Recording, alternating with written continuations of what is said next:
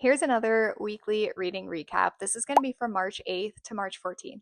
I started out the week by listening to Keeper of Lost Children, and I gave this one 4.25 stars. I absolutely loved it. It was also fantastic as an audiobook. I highly recommend it. In the story, we're following three different characters who seem to not have any sort of connection to one another, but obviously throughout the story, once we get to know them a little bit more, we get to see what the connections are to each other. I will say it took me maybe like 40% of the book to actually get super invested in all of the characters. There was like one point of view in particular that I was not super connected to from the beginning.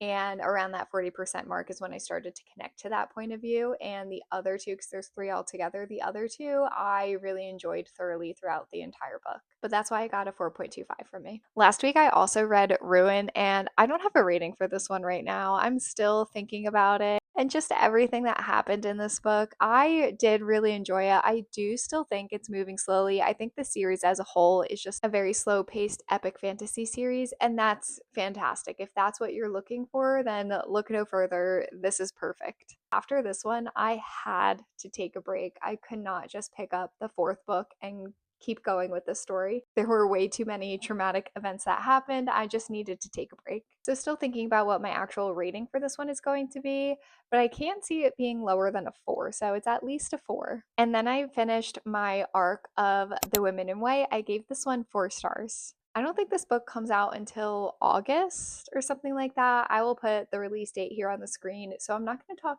too much about it, but I did really enjoy it. I think this one is more of like a psychological thriller suspense book. Dual timelines, multi POV, and it invoked such strong emotions in me as I was reading it. But again, I'll talk more about this one once we get closer to the release date. And that's everything I read between the dates of March 8th and March 14th. Come back next week to see another reading wrap up.